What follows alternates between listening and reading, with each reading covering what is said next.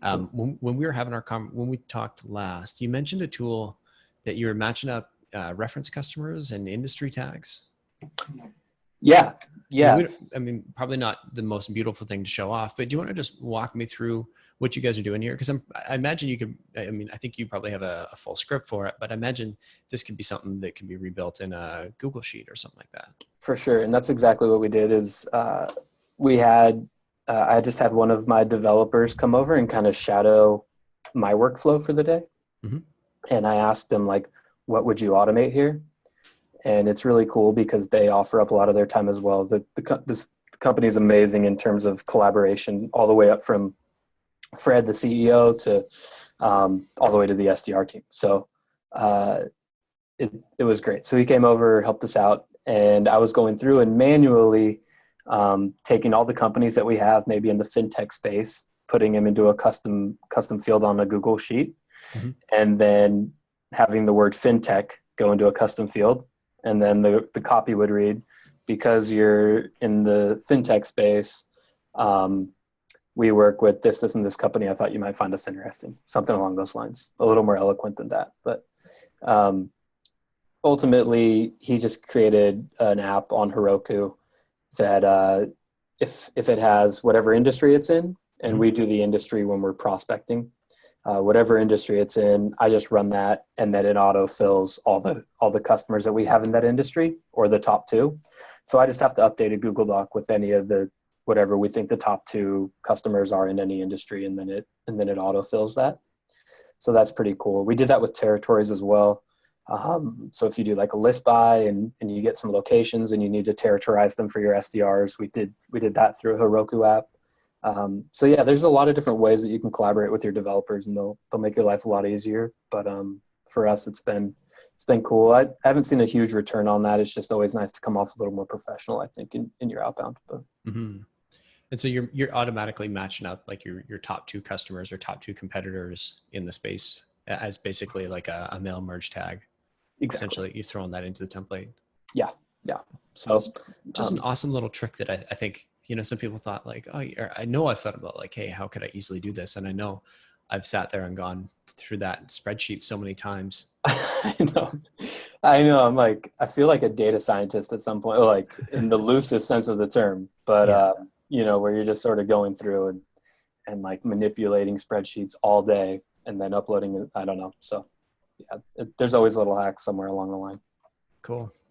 The last little hack that I remember you telling me that when people don't respond to your email, you send the goons or the bots after them and just retarget them everywhere. Sure. Yeah. So we've been doing a couple things. We've noticed, so as replies go down because we're a little more heavy on email, outreach is cool. Outreach is like our CRM, our CRM for emailing, and it has basically the history of every email that we've ever sent as a company. So we can see if somebody hasn't opened any emails. So we go through and we have a cool add-on that's a deduper that anyone can get for free inside of Google Docs. And we take all of our replies, all of our opens and everyone that we have in sequence, and then we dedupe against them by email. And then we usually get an output of about 400 people that have never opened an email from Rainforest QA. So we know from those, and I'd say 400 out of 1,000, 60% open rate. And we know that of those people, email is probably not the best way to target them. So we're going to try everything else. Usually LinkedIn InMail is the number one way that we're doing it, because that's basically just like another email touch. But, we're going to try to find them on Twitter. We're going to try to reach out to them over the phone. We'll throw in a bunch of different touches because the more and more that you get into like some of this outbound process, you realize like a lot of these leads have been touched a lot of times. So for my team, that's like, wow, this is a fresh lead, basically. I'm going to give it a little more time and spend some more time on it. Gotcha. So when you said retargeting, you're not just like following them around on websites and things like that. You're trying something different, sort of outside of your normal email and call tool. Yeah, exactly. And a lot of those people now, so another awesome use for Sendoso is the actual direct mail stuff. Mm-hmm. I think direct mail is really, really valuable, especially to people that have never been touched before. So Sendoso actually has a fulfillment center, and we send a lot of swag there. Then we tell them what sort of box we want curated. So maybe we want someone to receive a t-shirt, a handwritten letter, and then like some stickers. They'll get that box all together. They'll send it out to the address that we decide. We do that all through Salesforce. And then it automatically tags that person as receiving a Sendoso box. So then I can run reports on all of those. Who's received that, what validity does it have for them being an actual prospect for us or turning into a customer.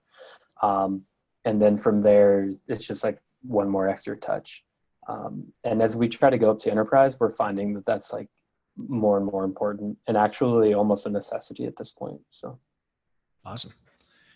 Bringing us back to relying solely on email. Yeah. Is irresponsible. Even though you guys are pretty heavily email based, you're doing all these other things to sort of augment and boost and sort of not cheating here and there, but, trying to get a leg up, in 10 different places, I'm sure has a huge impact. Sure. It's hard. And everyone on our team is manually prospecting every person that they're reaching out to.